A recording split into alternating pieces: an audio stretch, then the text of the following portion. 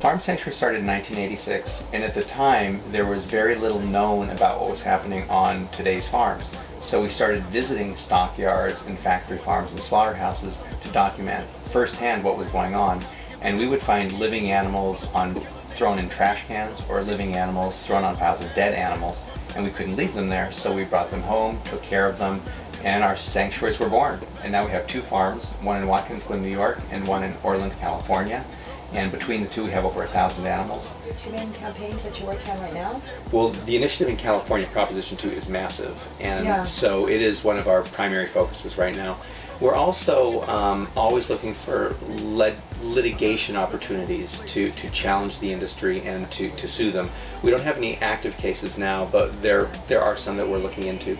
We're also constantly investigating cruelty and trying to expose it, and we are also always putting out literature on being vegan. We have a Veg for Life campaign, and we have literature that encourages people to eat plants instead of animals, so that's an ongoing effort that we have. We also encourage people to come visit and get to know these animals, who are essentially ambassadors for their species.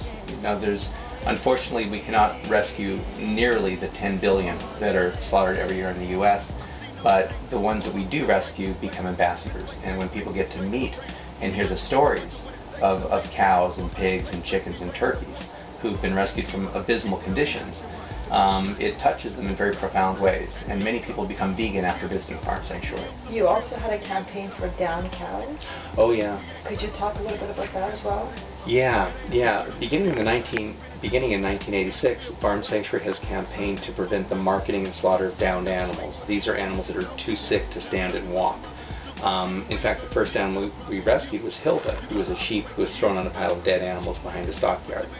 And we've rescued many downed animals over the years, but we've also tried to prevent these animals from being marketed and slaughtered in the first place.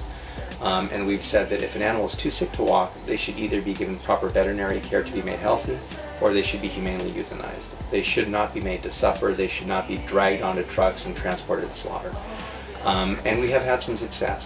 We've been able to pass some state laws banning the marketing and the dragging and the slaughter of downed animals. And we also were able to pass a federal regulation to restrict the slaughter of downed cows. We still have a ways to go. We would like that restriction on slaughtering downed cows to apply to all species, to pigs and other farm animals that are still being slaughtered even though they're too sick to walk.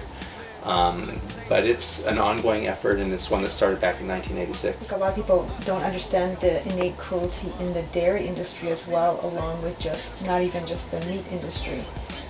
Can you talk a little bit about the dairy industry? Absolutely. The dairy industry in many ways is worse than the meat industry, because dairy cows, after they've been exploited in milk production, are also then killed for beef. So they're exploited by the dairy industry and then later by the beef industry.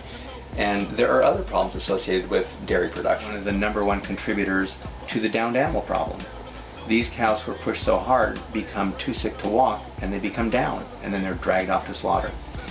And these cows, again, are sent to slaughter after just about 3 or 4 years in production, whereas in a healthy environment, these cows could live 20 years or longer. There was a New York Times report that ran earlier this year talking about and comparing the amount of fossil fuels used to produce a vegetarian meal versus a meat meal, and they concluded that the meat meal required 16 times more fossil fuels than the vegetarian meal.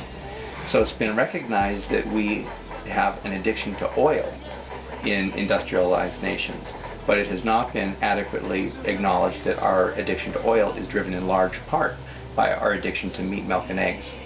And hopefully, as time goes, there will be a better understanding of that, and people will start adjusting their consumption patterns to live in a way that is more sustainable and does not require such vast resources to be squandered. Well, we've seen a lot of changes actually. There's more and more vegan restaurants that are popping up in big cities. There's a greater awareness of vegan. You hear the word vegan mentioned more often than ever before. Also, mainstream organizations and institutions like the United Nations are starting to publish reports talking about the harms of the animal farming business. For instance, the UN reported that the livestock industry is a greater contributor to global warming than the entire transportation industry. The Pew Commission, which is a very well-respected group, studied factory farming, and they concluded that it was bad for animals, bad for the environment, bad for rural communities, and bad for consumers. So and this Pew Commission included people like former USDA Secretary Dan Glickman, and they concluded that these systems are bad. We're also now starting to have some success when we put these issues before voters. We won an initiative in Florida to ban the use of gestation crates, these cruel 2-foot wide enclosures where breeding pigs are kept. We won another initiative in 2006 to ban gestation crates and veal crates, where calves are confined for their whole lives, chained by the neck in small enclosures where they can't even turn around. And right now we're in the middle of a campaign in California to ban veal crates, gestation crates, and battery cages. And this is going to be the biggest ever fight to ban factory farming cruelties in the U.S. We're looking to impact the lives of 20 million animals that are currently now confined in these small enclosures in California.